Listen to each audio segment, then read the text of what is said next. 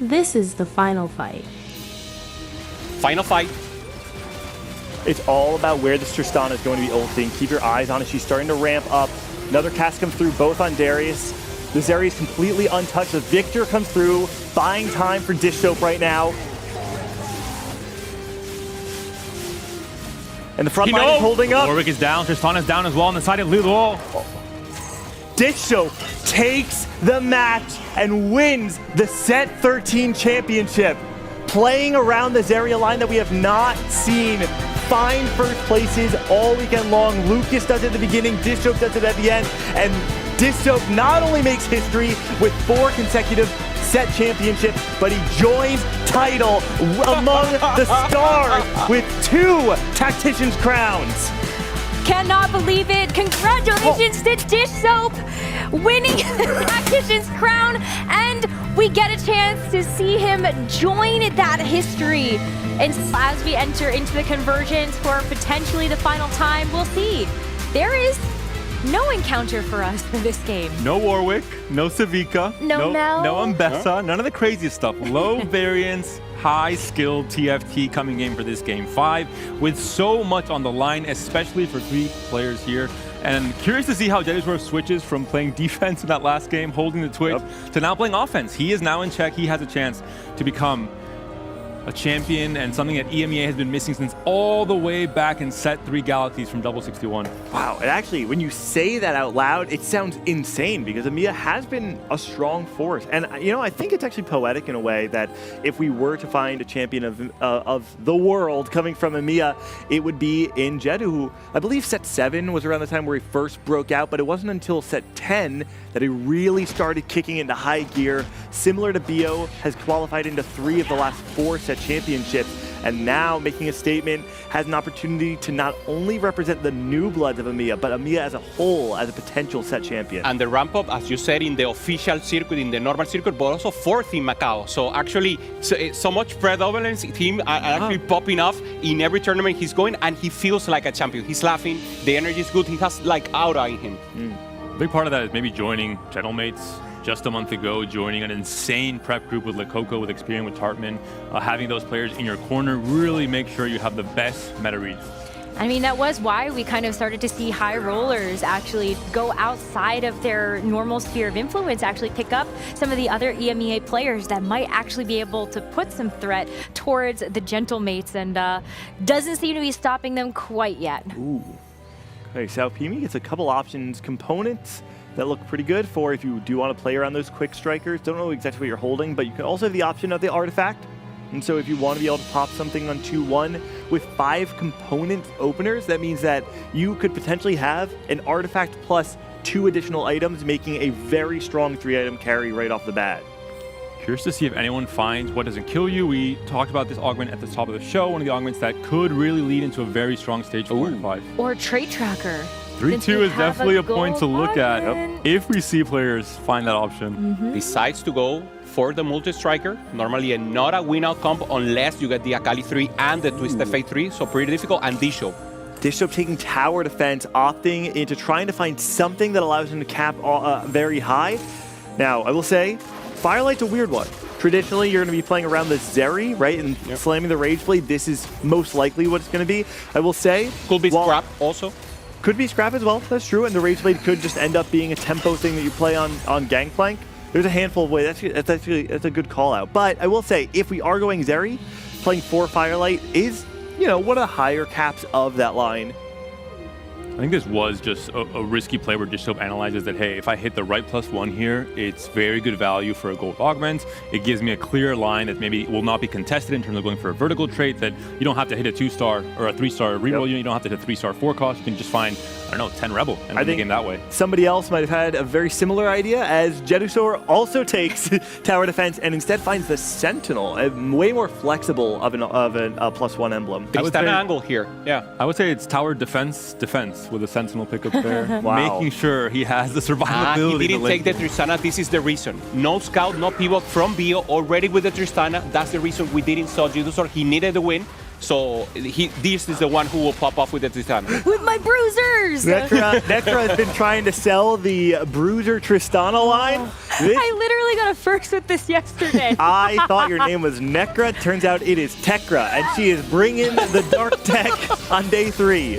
Listen, if you know that the Sentinels are contested, I think bruisers have proven themselves in other lines, and I don't think that it's too much of a stretch to say that bruisers could take that place. I mean, Dishsoap has the Sentinel emblem, so...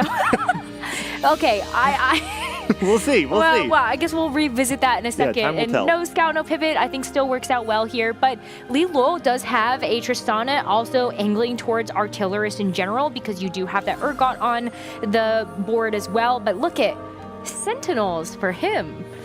And Lilo only needs a 6th place to get into check, which means that he can play just a tempo Tristana game, doesn't need to go for the 3-star even, and can throw a wrench in the plan of Bio, who's also trying to get into check this game. So interesting mind games already being developed here in stage 2. Someone else that has a potential of getting into check for this game is Dasic, who took Scoreboard Scrapper. And so how do you like that for your chances of being able to get the top 4 you need? It is also scaling augment. It is going to give him a chance to really come into the game, lose streak early, get a lot of extra stacks, come into the game with the extra HP much later in stage 4 and 5. With Dasic, we've seen him have a lot of comfort in terms of big level 8 roll down and then coming in clutch and trying to win the game off of that. Anything juicy on Carousel? No spatulas or pans. Twisted Fate here, also for the Quick Striker line. AP. Always take a look at the 3 costs, like Kupi's calling out the TF being there. There's also Gangplank, so if Dishsoap does opt to play into Scrap or something instead, we might see an early GP picked up for this Rage Blade. Great pickup for Salpimi playing into the Quick Strikers, has a JG already slammed on the Akali, gets an early TF to slot into the board as well. So really good initial setup. We've seen a lot of CN players go into this Quick Striker line. Mixed results, I would say, in stage 3, especially without the +1 econ augment. In this case, the +1 Quick Striker, I think is not as valuable because you want to play usually all 4 Quick Strikers anyway. I think it's just much better to go into an econ augment like Chop Glitch, like Too Much Value even in some cases. Yeah, it does allow you to drop the Nocturne. The problem is that I actually find the Nocturne to be quite valuable on stage 3 because even without items, just having a big kind of beefy Quick Striker get all the base stats it's really good at breaking down those stage 3 front lines. And Lucas potentially has a win-out setup. Dominators pumping up, scaling into the late game. Yeah. This is something we've seen from a ton of players in this tournament. And if you're able to make it to stage 4, have a nice roll down where you hit a Silco 2, you hit your front line, you buy enough time for the Dominator stack to come through, you only get stronger and stronger, very similar to Tristana. Yep. Getting that level 9 then, going for the Mordekaiser, a lot of win-out possibilities. So maintaining that tempo will be the most important. Already with the 6, half a pair, trying to go for the 2-star, and that should be enough. Delayed win streak for him, trying to maintain now and go to 4 win streak into Crux. Ironbog, the sole win streaker right now. Ironbog's been having a really rough day. I want to say, Clement said at the top of the show that Ironbog is a resilient player, and we haven't really seen that resilience coming through. He's had some rough placements, but there's a world, despite being at the bottom of the standings, that you go on the miracle run. You go 1-1-1, find yourself into check, and then find the win. Ironbog still has the tournament in his hands. I do think that for Ironbog, though, just knowing that a lot of his play style surrounds going for like 4 costs, maybe like high-level compositions, there have been quite a few games today that have revolved around reroll that hasn't necessarily put him into the best spots of being able to capitalize on that type of play style. Dishsoap maybe considering taking a page out of Lucas's book, trying to play into the Zeri reroll potentially. We'll see that'll be the case. He has already slammed the Rage Blade here. It can still be Twitch, which we just saw from Dish last game. Oh, such a close fight. Dishsoap barely losing that fight. Lucas, the really strong setup to be able to save so much HP, find a 4 win streak while playing Pumping Up.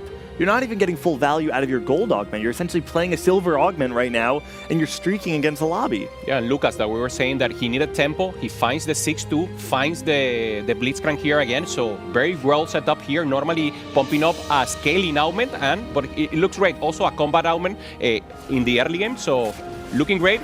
Only maintaining tempo, good front line. This should be good at least to get to level 8. He's making Ziggs look so good.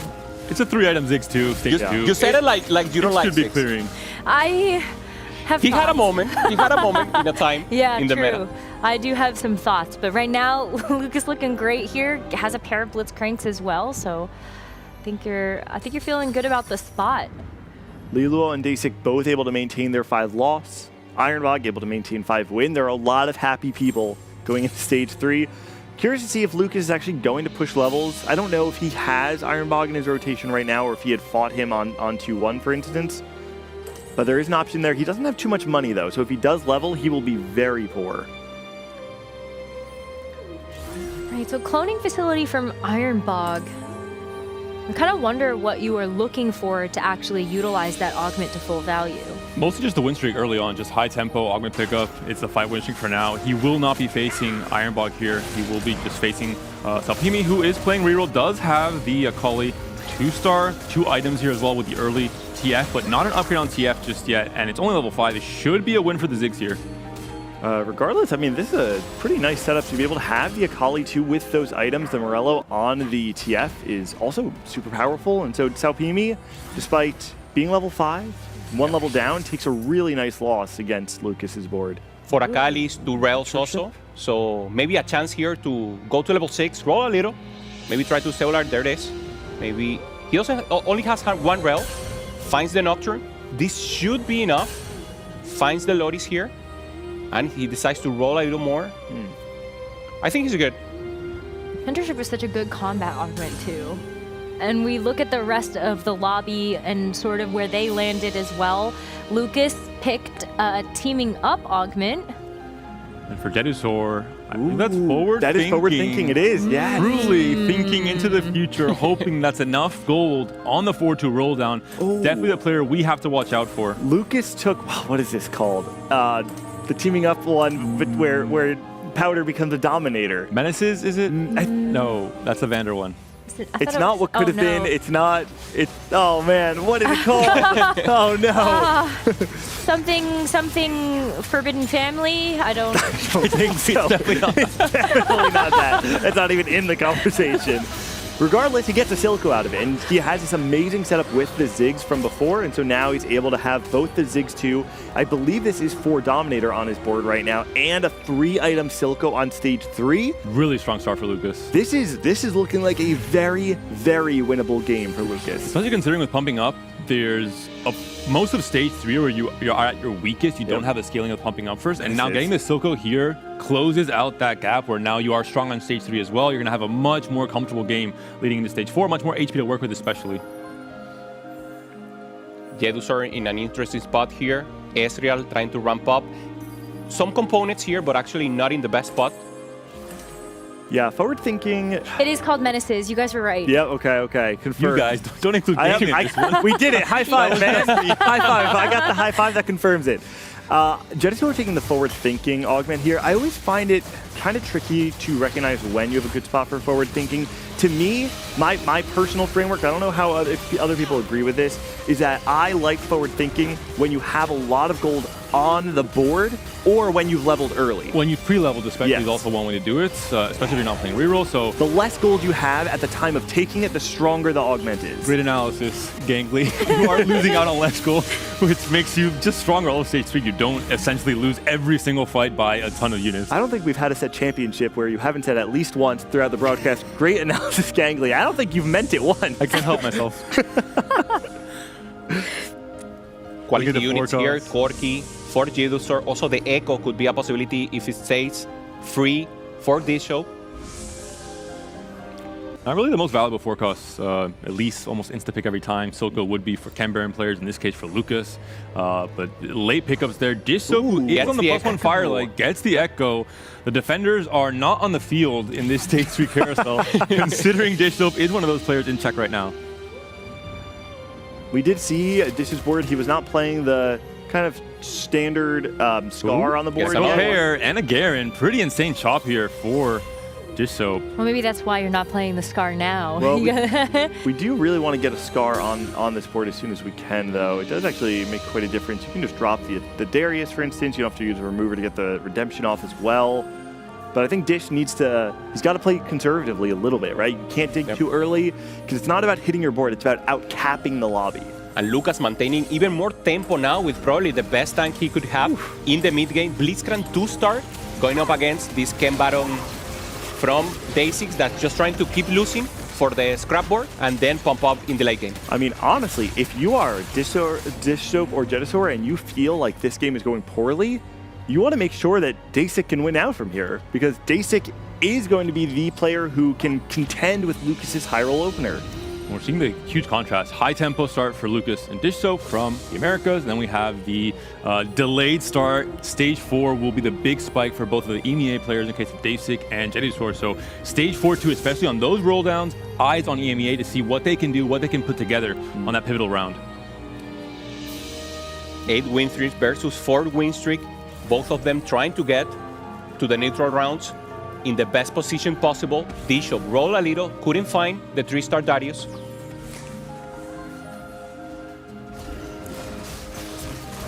Not facing each other though. No, on the other side of Dishsoap is playing against that Tristan. I believe that's Fishbone's ID on it as well, so has a way to access the back line. We can see some attacks already going through. No ults on the Zeri though, so Zeri relatively safe. It's more just a question of which front line's going to hold up, and Dishsoap's looking okay.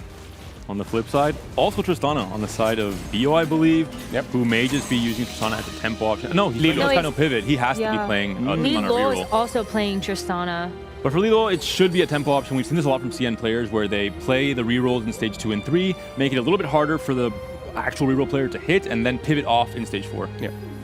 Bio cannot. He has not have no pivot, so that's the chance here. Salpimin trying once again. He would make probably a huge roll down here on 4-1, trying to stabilize. Far away from the Akali, we're saying he hit 4 Akali in the area, but not many from now on, not even one more. Yeah, actually, I'm curious to see if he does choose to roll down here, because 4 Akali, 4 Nocturne, I don't know the actual stats on it, but in my mind, it feels pretty low chance to actually be able to 3-star those on a single roll down. I wonder if he actually has to sack. Oh, he does find one of each, though, right off the bat. That might be a go button for him to start rolling down. Maybe Salpimi won't necessarily win this lobby, but adding a lot of pressure to the start of the stage 4, if he's able to hit these 3-stars, is really big. And there it is. Nocturne does come through. Now, here's the question. If you're playing the Quick Striker +1, who are you dropping? Because when you find Mbessa, you are I did 5 say it gets awkward. It, And so many items to slam here as well for Salpimi. Archangel on the TF. I actually think you dropped the Akali. I don't Maybe think you can roll already. Bloodthirster on the Mbessa. we're six Akalis in at this point. It feels too Or middle. does it actually matter? I Because the mean, 3 you could might play be 5. broken. yeah, just play 5. I know it Ollie's doesn't. still up. The last kill comes through, does not come through in the end. TF cannot close out. Lucas continues the win streak, as does Dishsoap. Wow. Both America's players who have been dominating. So many times you've seen, looked up in the HP totals, who's first and second? It's Dishsoap and Lucas. Jetasaur, 21 HP. His money's going to come through, though. It's going to be a huge turn. He's got to pick instantly. Gets another Sentinel +1.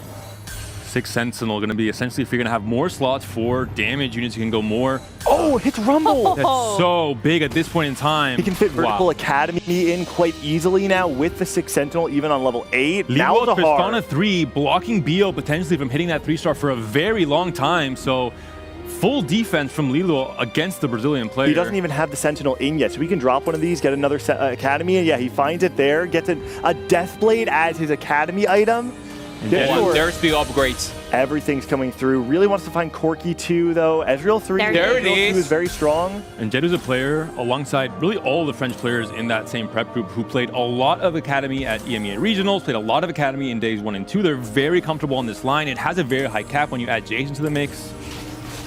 Whoa. And on the other hand, Lucas rolled down to 0. Yeah. He doesn't Found hit. some Blitzcrank, found the pair of Silco, but not enough to improve his actual board. He's looking for Blitzcrank 3, right? Yep. He's only 2 blitzes off, but he doesn't find Silco 2, and I think that's the big miss there.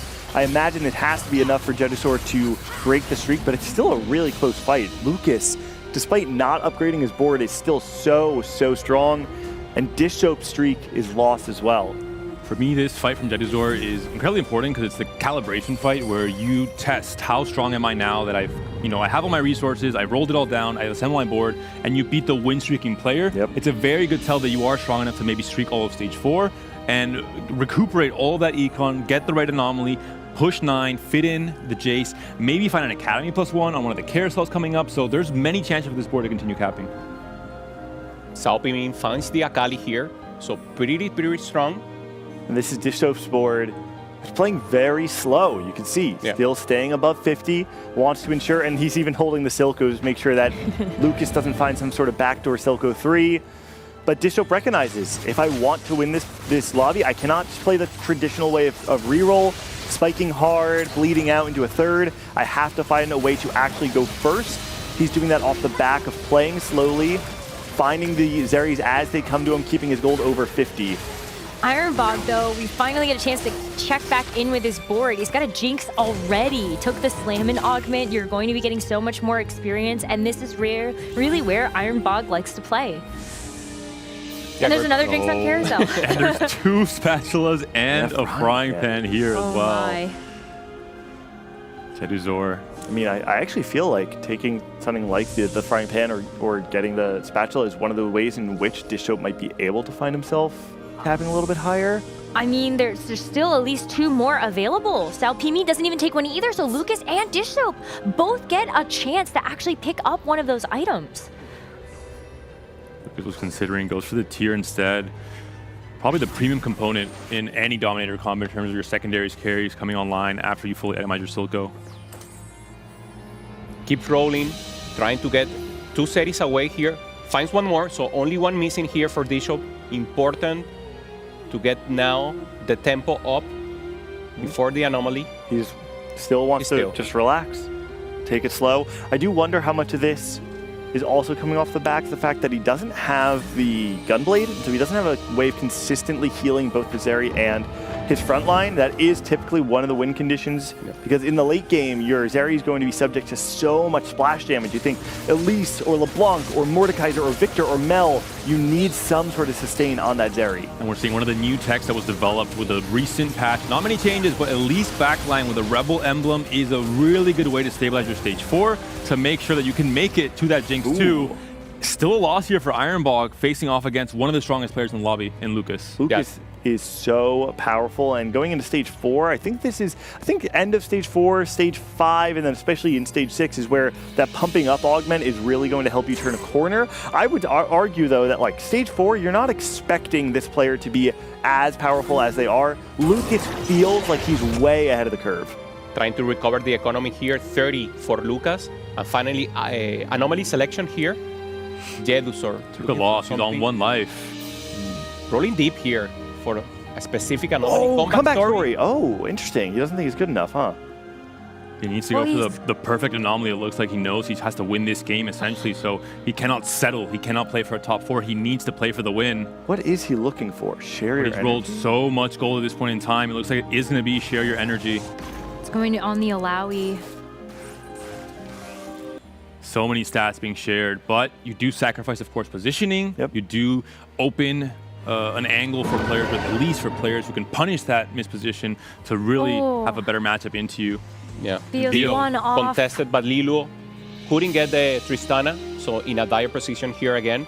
Also, trying to get the spot. He needed a 5th at least to get to check, so probably not a possibility here. Going up against his teammate from Brazil, Lucas, and Lucas clear favor here to take the win and take out Bio. It's happened 2 times already that Lucas has eliminated Bio in this stage 5, has ended the chance, the potential for Bio to come back into this. And as we're seeing here, I think Lucas just might be a little bit too strong. Blazing Soul and pumping up 2 fantastic augments for this Dominator comp. It's a big loss, not quite big enough just yet though. We talked at the beginning of the weekend how one of the things that makes Bio special is that he's willing to play underdeveloped lines. He's willing to cook and try and find unique win conditions in the game. And he is doing it now, but sometimes the effect of that is that if you take a bottom 2, and it's not quite panning out for Bio, but I'm glad that he's at least sticking to his game plan. I mean, I also think that we had originally looked at Lilo's Tristana spot, maybe looked at it as a tempo option, and then Lilo rolled down and hit the Tristana 3 and stayed in it, so. Bio even said it in the interview, you asked him, and he said, I'm committing too early. He decides to commit early once again, and it doesn't work. I don't blame him though. He doesn't have a target on his back. He's at 16 points. He shouldn't be the one being targeted heavily, and despite that, Lilo, if he's able to reach his own check while also stopping someone else from doing so, makes total sense in terms of this competition. Ooh, Lila playing a pretty interesting variation of this, playing around both the Vander and the Vlad as well. This is a line that's highly unconventional. One of the things that's so powerful about the way he's playing this line right now, though, is the 4 Emissary on his board. This is, when you're playing Tristana, the highest way to cap out is with those 4 Emissaries. It can be pretty hard to actually fit it all onto your board, but level 7 now and hitting everything, this is where the power really starts to kick in. I like how we look at the Tristana boards and we're like, Watchers on one and Bruisers on the other. Where are the Sentinels? Oh, we got the Firelight Garen in from Dishsoap's board. This is, when you think about the Firelight synergy, you have to remember it is a defensive synergy. Being able to have both the Garen and the Scar on your board is such a powerful way to keep your units alive. And Dedizor's life is on the line. He has to win here. He has to win every fight going forward if he wants to stay alive in check, trying to fight for the check. I mean, that's going to be the case here.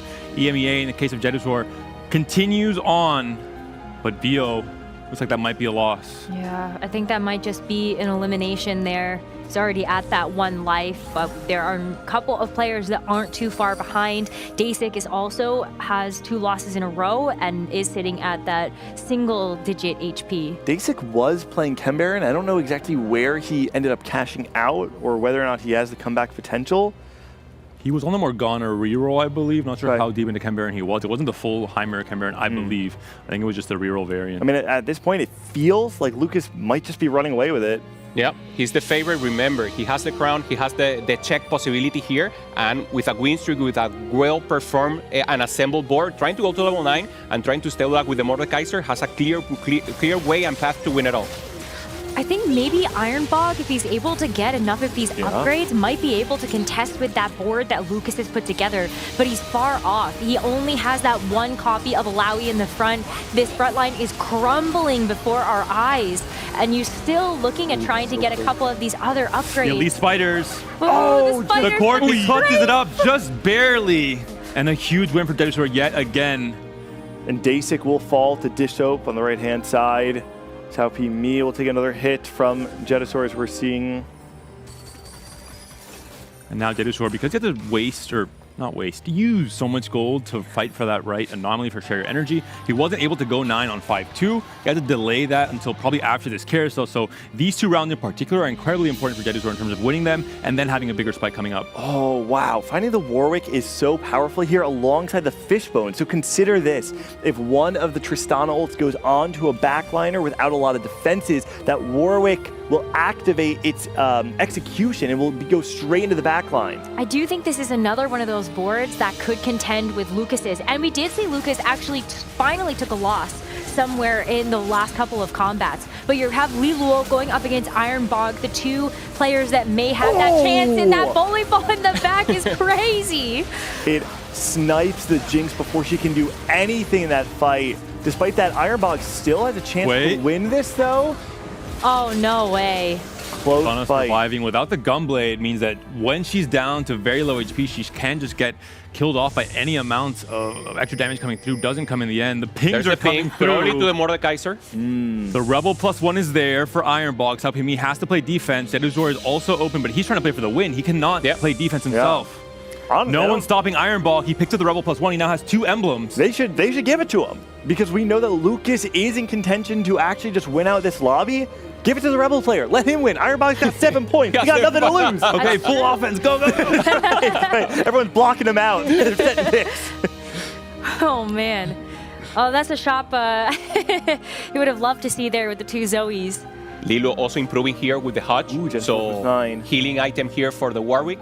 What a late Jace for Dedizor here. 5 Academy, though. This is a huge spike. Not only are you getting the Jace in, you're getting the additional damage amp on your units because you have more Academy items. I mean, Dedisor's board is extremely strong. It has all the makings of a potential win out, and we've been saying Lucas is maybe running away with it, but I think Dedisor has a win out angle. He's slowly and quietly creeping up, but he has to deal with this board from Li Luo that has that Warwick, as well as Tristana, and Tristana could just get access to the backline. Imagine if you snipe out that Ezreal or that Heimer right away, and that's going to be a huge snipe. And it was down, almost down as well. This Tristana is finding the perfect target every fight, but there's so many defenses, and that front line is falling. The Corki's still alive. Despite all of that, Lilo's not able to take out Jedisor. Lucas also takes a loss. A 3-loss streak now for Lucas, who is scaling into the late game with pumping up, but maybe now the bigger spikes from other players, especially with Ironbog. I'm curious to see what he's able to do. He has to fit in a ton of units to go with 10 Rebels. Dishsoap picked up the experiment emblem from the carousel. I don't know if he had the Warwick already, but now he's able to play Firelight Warwick. Keep in mind, this Warwick unit, he does have some offensive capabilities, but one of the things that's so powerful about him is the just raw HP and defenses that he gives to your team. He's so good at staying alive, and the additional defense of having the Firelight online means that he might just live forever. But 2 Rebel emblems here as Ironbog needs to start preserving that money in order to actually get to a potential level 10. As you see, the Jinx is still only 1 star. She has a really good cast target into the back, but Jedusaur's board. Look at the Alawi actually walking into the back line. But the Jinx is still alive. Now she is dead though, and Jedusaur with another big win. Maybe a Fawn Carousel in stage 6? Guys, listen, we are in a position where there are 5 players left. 3 of them are in check. Lucas, Dishsoap, Jedusaur, all of the potential. Lucas, a player who has been to the set championship 3 previous times, has never been given his flowers or the respect that he's deserved. Dishsoap, 4 consecutive set championships, has already made history in doing so and can make history again by tying title. And Jedusaur, the hot rising star from EMEA since set 10, on the verge of EMEA's first set championship in so long. Jedusaur looking now for the Rumble 2, getting some additional upgrades here. Already have the flamethrower, and there it is. Oh man. Huge upgrade, and has 2 item slots still available, so both this Anvil and the next Carousel give him massive spikes for what could be a Jace 2 in the future and that Rumble 2 now. Oh, triple item now for the Warwick. Full defensive capability, survivability to actually enjoy that execution a lot more. And there will be a lot of fight RNG with this Tristana, with the fixed zones. Things can radically change depending on what targets are hit, where Warwick jumps as well. Well, it's going to be Lucas going up against Jedusaur, so maybe where we get a chance to see another litmus test for this Lucas board. The pumping up is starting to stack. We do see this Mordekaiser in the front starting to wail away at these big champions. But Jedusaur's board is going at it. It looks like the front line is going to crumble, though, for Lucas. It's only a matter of time. Yeah, everything is still alive. Now And Mortdog. I think Jedusaur has quietly put together a very strong board here. Holy, the Share Your Energy Sentinel, 6 Sentinel, 5 Academy. Dishsoap also lost 13, 12, 11, 10, 10. If you were a betting person right now, Jedusaur looking so strong. Is Jedusaur on check? Yeah, Jedusaur is one of our 3. If you want another game, you're rooting for Lilo or Ironbog. If you want it to end, Jedusaur right now looking like the number 1. Holy. Goes up against Dishsoap. The one thing is Dishsoap could do okay here because it's a ramping comp. I just don't think it's enough. By the way, the Rumble armor and MR here jumped up to 300. He has the Victor as well. Victor buys the stun. It's not looking good for Jedusaur. That might be it. Jedusaur's dropping. Dishsoap takes him down with the Zeri comp. And now all of a sudden, Jedusaur out. Ironbog out. Lilo survives. Okay, we've got 3. And yeah, Dishsoap really making this experiment emblem. He took that off the carousel, pivoted into experiment, and he's using this Warwick with Firelight really to its advantage here. Dishsoap just showing how fucking clever he is. Sorry for the swearing. All right, Lucas versus Lilo. This match will decide it if it ends right here. We got to watch the Lilo Trist balls. Where do they go? First shot onto the back line. Malzahar's dead. Second shot kills Powder. Silco's still alive. Hits a tank. Another tank shot here. Silco still being alive is not good for Lilo. Backlines are dead. It's going to be close. Lucas down. Lilo still alive. 50-50, Dishsoap or Lilu. And what's wild here is, I know we joke about RNG game, but this is going to come down to Fishbones procs. Dishsoap could be your winner here, or Lilo could play spoiler here and go to check into a game 6. Lilo takes the Giant Slayer. You can see Dishsoap was kind of hoping for it, goes for the BT instead. Likely the BT is going to end up on Warwick, I have to imagine. There's not really a way for this board to get any stronger. There's no gold to spend. The nice thing is, the Victor here making all the difference. It's going to buy time, that stun, so that Zeri with the 4 Firelight attack speed can ramp up. You can see the Zeri here. It's going to move the items. Okay, I think he's Edge of Knighting here. This is smart. I love this play from Dishsoap. He's putting the Edge of Night on the Zeri just to prevent the Fishbones roll. He's just doing it to prevent the Fishbones roll. I freaking love this play. Let's see how it goes. This is the match. Again, we've got to watch Zeri and Trist. Zeri looking good, 5 stacks. The balls are coming out here. It's looking a little tough. There's the Victor ult. Zeri's getting ramped up here. Garen's still alive. Struggling to get through the Vlad, though. It's looking really good for Dishsoap. Tanks are looking alive. I think Dishsoap has it. Dishsoap back to back. He's done it. Dishsoap. Holy. What a comeback. Zeri, what a heads up play. Holy. Woo. All right. Congratulations, Dishsoap. You heard it here. Holy. Wow. Wow. Even look, I was doubting him the whole time. I'm like, Firelight? I don't know. But my God, he made it work. Back to, he's... Well, holy. I'm speechless. I am absolutely speechless. So now when we talk about the best of all time, holy. Dishsoap and Title, both back to back. He proved you wrong? He did. He totally did. I'm so proud of him. Holy cow. Back-to-back crowns. And you know what's great? I'm hoping for the interview he's wearing the crown. He's not yet. He'd made the joke that he was going to wear the crown. Congratulations, Dishsoap.